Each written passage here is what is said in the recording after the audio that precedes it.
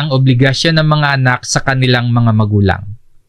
Para mabilis nating maunawaan kung ano yung kalooban ng Panginoon na nakasulat sa verse 1 hanggang verse 3 dito sa Ephesians chapter 6. Sagutin natin yung mga tanong na ito. Number 1, para kanino ang tungkuling ito? Sa verse 1, mga anak. Para kanino daw po yung tungkulin? Para sa mga anak. Maring tumutukoy ito sa sino mang anak, anuman yung edad. Pero dahil ang focus dito tungkol sa pagsunod at otoridad, maring yung anak na tinutukoy dito ay mga anak na nasa ilalim ng poder ng mga magulang. Kumbaga hanggat nasa ilalim pa ng pamamahala ng magulang. O mga anak, children, kung nasa ilalim ka po ng otoridad ng magulang mo, kung nakadepende ka pa sa kanila, nasa poder ka pa ng magulang mo, mga anak, para sa iyo, yung tungkuling sinasabi dito. Ngayon, paano yung mga anak na wala ng magulang o kaya lumaki na wala ang magulang?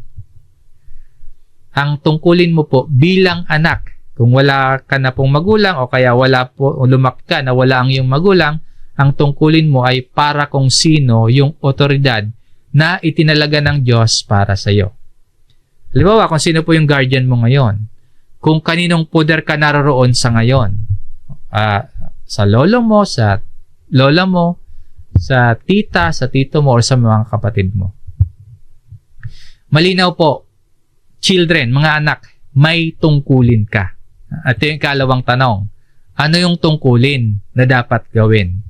Sa pagpapatuloy sa verse 1, sundin ninyo ang inyong mga magulang sa Panginoon. So, children, ito po yung tungkulin ninyo. Obey your parents.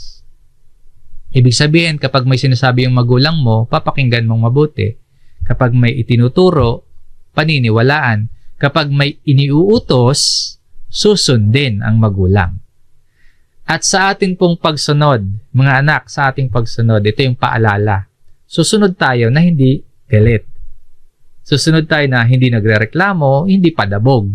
Kundi sa ating pong pagsunod, mula sa puso na pagsunod. Siyempre, pwede naman tayong mag-suggest. Pwede tayong mag-request. Or kung kinakailangan talaga, pwede tayong umapila, lalo kung tama at sapat yung dahilan natin. Pero alalahanan natin, mga anak, ang final say, ang mga magulang pa rin natin. Susunod tayo sa mga magulang natin. Ang exemption lang sa pagsunod natin, kapag ang sinasabi na, kapag ang itinuturo at ipinag-uutos na ng mga magulang natin ay taliwas na sa itinuturo at iniuutos ng salita ng Diyos. Yun yung exemption. Pero yung point, obey your parents. Ngayon, paano kung hindi Kristiyano yung magulang? Paano kung pabaya, irresponsable yung magulang? Susundin pa ba natin yung utos dito na sundin ninyo ang inyong mga magulang? Ang pagsunod po natin sa utos dito, hindi nakadepende kung Kristiyano ba sila, kung mabuting magulang ba sila, kung responsableng magulang ba sila. Kundi ang pagsunod natin sa utos dito, nakadepende sa otoridad na ibinigay ng Diyos sa mga magulang natin. Kung hindi ginagawa ng mga magulang mo yung tungkulin nila, may pananagutan sila sa Diyos. At hindi naman po iyon magiging excuse mo para hindi mo gawin yung tungkulin mo bilang anak na sumunod sa iyong mga magulang. Dahil kapag hindi mo ginawa yung tungkulin mo, may pananagutan ka rin sa Diyos. Malinaw mga anak, sundin ninyo ang inyong mga magulang. Sa ikatlong tanong, paano ito dapat gawin? Sa verse 1 pa din po, sundin ninyo ang inyong mga magulang sa Panginoon. Yung phrase na sa Panginoon, hindi po yan nakakabit sa mga magulang na para bang ang susundin lang ng mga anak ay ang mga magulang na nasa Panginoon. Ibig sabihin, ang pagsunod natin dapat nasa konteksto ng pagsunod kay Kristo. Susunod tayo, kasi may tungkulin, di ba? May utos na pinag-uutos dito. Susunod tayo primarily alang-alang kay Kristo. hindi lang dahil nasa Panginoon yung mga magulang natin, kundi yung mas malalim na dahilan ng pagsunod ay ang Panginoon mismo. Kaya po, ang pagsunod natin sa magulang ay ginagawa natin bilang bahagi ng pagsunod natin mismo sa Panginoon at bilang pagpapasakop sa otoridad na meron si Kristo sa buhay natin. Paalala sa mga anak, tuwing sumusunod tayo sa mga magulang natin, yan ay pagsunod din natin kay Kristo. At kung sumusuway tayo, yan din po ay pagsuway din natin kay Kristo.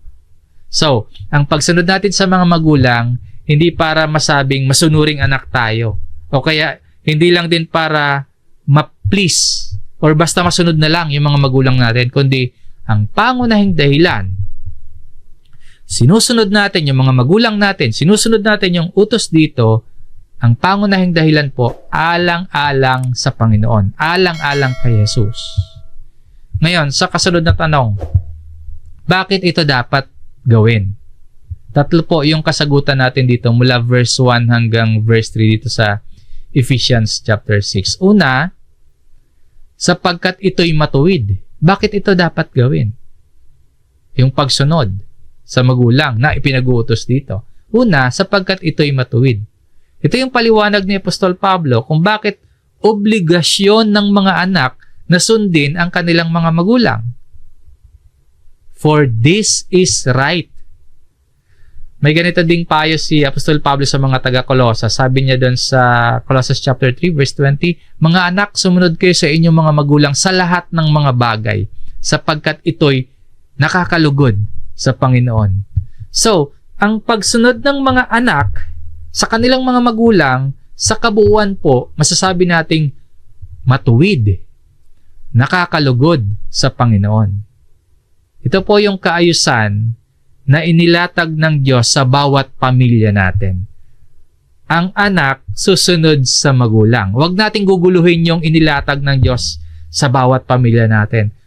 Huwag nating babaliktarin yung order of authority na yung mga anak na yung nasusunod.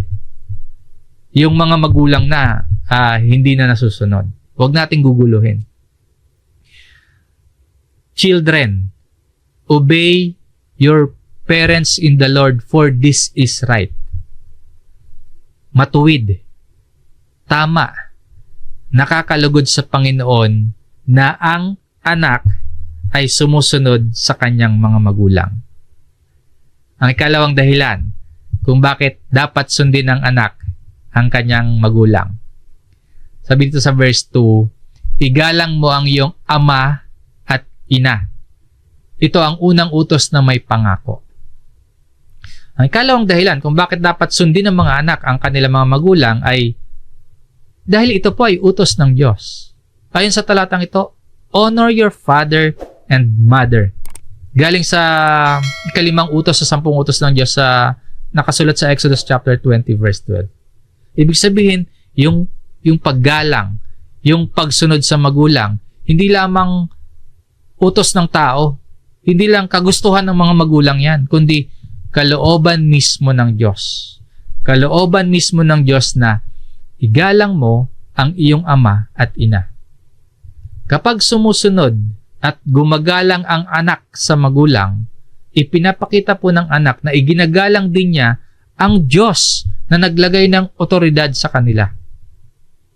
At ang hindi naman po pagsunod sa magulang, pagpapakita ng kawalan din naman ng paggalang, hindi lang sa mismong magulang, kawalan ng paggalang ng anak, hindi lang sa mismong parents niya, kundi sa Diyos mismo na nagbigay ng utos na ito.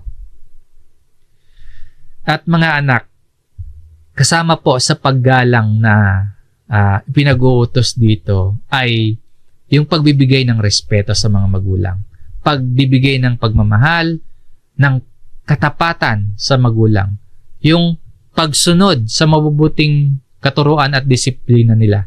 At yung bahagi ng paggalang na sinasabi dito ay yung pagiging mapagpasensya mo sa kanilang mga pagkukulang. At itong pagsunod sa utos na honor your father and mother, hindi lang ito para sa mga bata. kundi para ito sa sino mang anak. Kahit may sarili ng pamilya, kahit may mga anak na din, magpapatuloy pa din sa pagsunod na igalang mo ang iyong ama at ina. Ang ibig ko pong sabihin, yung ganitong paggalang sa magulang, hindi dapat mawala sa kahit na sino mang mga anak.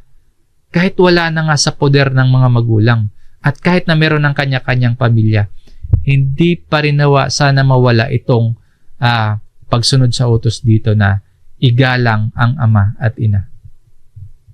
Ang ikatlong dahilan, bakit dapat gawin ay dahil may kasamang pangako ang utos na ito. Sinabi ni Pablo na ito yung unang utos na may malinaw na pangako, yung igalang mo yung ama at ang iyong ina. Igalang mo ang iyong ama at ina. Ito ang unang utos na may pangako. Yung utos na may kaakibat na pangako. Ipinapakita po nito na ang Diyos hindi lamang nag-uutos, kundi nais din ng Diyos yung kabutihan ng mga sumusunod sa kanyang utos. Bakit kaya sinabi dito ni Pablo na igalang mo ang iyong ama at ina? Ito yung unang utos na may pangako. Bakit kaya ganyan niya inilahad? Maaaring ang dahilan po, ito yung utos na unang nakasulat na may malinaw na tiyak. Malinaw na tiyak pa na ipinangako ang Diyos kung susundin natin ang utos na ito. Ano po yung magiging resulta ng pagsunod sa utos na honor your father and mother? Ganito yung isinulat ni Pablo sa verse 3 kung paano or ano yung pagkakasulat din sa Exodus chapter 20 verse 12.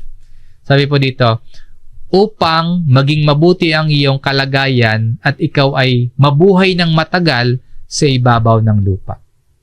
Ang pagsunod natin sa utos ng Diyos na igalang ang mga magulang, syempre may epekto din yan sa eternal na kalagayan natin. Pero dito, ang pangako may kinalaman sa buhay natin sa mundong ito. Sabi po dito, on the earth o sa ibabaw ng lupa. Ang pangako dito, pangunahing may kinalaman sa buhay natin dito sa earth. Buhay natin sa mundong ito. So, mga anak o children, magiging mabuti ang kalagayan mo ayon sa talatang ito at hahaba ang buhay ninyo kung igagalang at susundin ninyo ang inyong mga magulang. Bakit po? Kasi sa pangkalahatan naman, wala talagang magulang sa generally speaking na walang magulang na gustong mapahamak yung kanilang mga anak. Yes, merong mga magulang na masama. Merong mga magulang na pabaya at meron ding mga anak na sinusunod yung magulang pero hindi pa rin nagiging mabuti yung kalagayan at hindi rin mahaba yung buhay. Again, sa pangkalahatan po, ang pangako dito hindi mangyayari in all cases.